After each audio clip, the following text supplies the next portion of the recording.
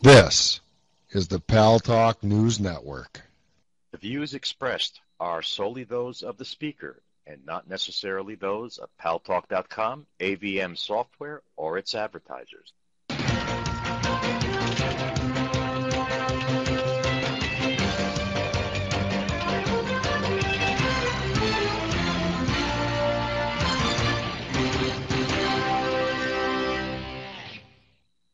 Talk is Online. News Talk Online is a production of Paltalk.com, the largest multimedia interactive program on the internet with more than 4 million unique users on demand on iTunes and on YouTube, and on my blog, GaryBaumgarten.com, where you're encouraged to post your comments, whether you agree with yours truly or not, no retribution, and where you ought to be subscribing to my Twitter feed, twitter.com/GaryBaumgarten, so you can read a lot of stuff that you may or may not see or hear in the mainstream media. And thanks to our good friends at CRN Digital Talk Radio, we're syndicated to an additional 12 million households.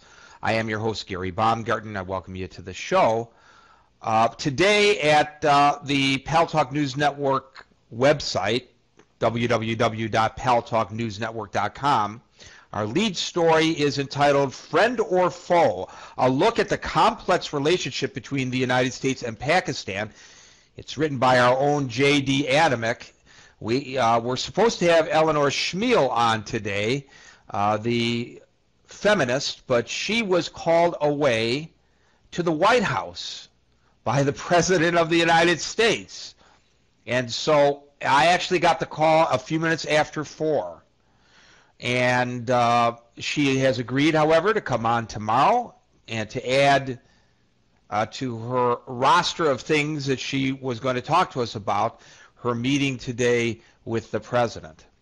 That being said, it's almost fortuitous that the president called her away from us, because this morning a massive car bomb went off in Pakistan at a women's market. And 100 people were killed, 200 were injured, most of them, of course, because of the nature of the marketplace, women.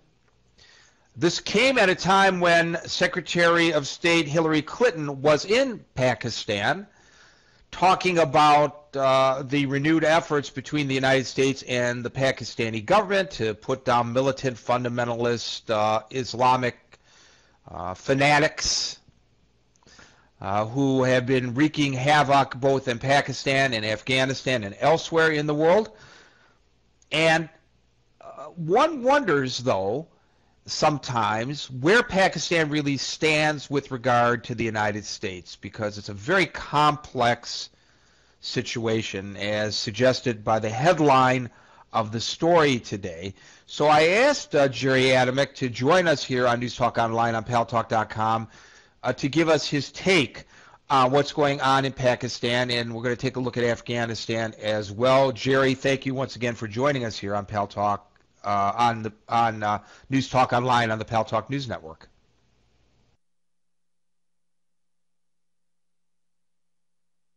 Jerry, you were just there a second ago. Boys, did we lose him? No, there you are. I'm here. There you are. I had something on another screen that I didn't click back onto Paltalk. Thank you. It's my pleasure to be here.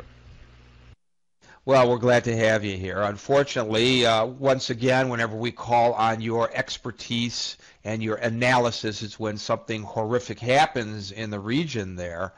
On the one hand, the United States has given the Pakistani army a lot of money to go after the Taliban. On the other hand, the Taliban are pushing back, obviously, with a series of bombings, the most deadly in this very deadly month of actions by the Taliban this morning at the marketplace, where 100 people were killed, 200 injured. And one has to ask, Jerry, who's really in control of the situation over there? Well, the only stable power in Pakistan is the army, is the military. I mean, let's not mince words, okay? Zardari is a figurehead. He actually has no individual power. He is making some money on the side, obviously. His history sort of prophesizes that. But the power in Pakistan is the army. Now, from what I've read about this explosion in the women's market, I'm not sure that it was the Taliban or Al-Qaeda. Remember, Pakistan still has a minority Shia population, and they are vociferously anti-anything Sunni, and of course aided and abetted by Iran. So I'm not sure who I would credit, God help me, I hate that word, with this bombing, though it will come out. I personally suspect it is the Shia minority trying to lay claim to whatever they think they are owed.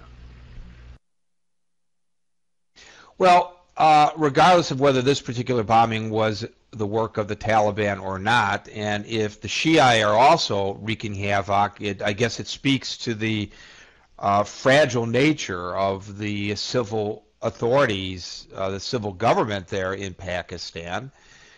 And we now know, or we believe, that Osama bin Laden and his cronies are there in northwestern Pakistan on the border with Afghanistan, hiding out. And yet the United States can't go in, as you have put it in the past, in hot pursuit against Al-Qaeda. So we're now paying basically the Pakistani army to be our surrogates, and they have launched what they say is kind of a surge against the Taliban. But how serious is this military action in the first place? Well, to my way of thinking, it is a sop to the U.S. to continue the aid. Look, let's look at the situation. Pakistan has a standing army in uniform of 750,000. That's the army. I'm not talking Air Force, I'm not talking Navy. Over and above that, the army has an active reserve of 538,000, I believe. And then on top of that, you have militias, armed militias, that act in conjunction with the military, and they are about 250,000. Now, Pakistan's commitment of 30,000 to this activity into the Mashhud province of Waziristan is a sop. It means nothing. Remember two things. This activity just started, the latter part of October. The latter part of November, everything comes to a halt there. Everything. Winter. Nothing happens. What kind of a commitment is that? I'm sorry, I'm not impressed. So do they do just the bare minimum that they have to do to get the headlines so that the money keeps coming in from the United States? And if that's the case, is this well spent money or is it ill spent? Well, that's a very difficult question. If with this money we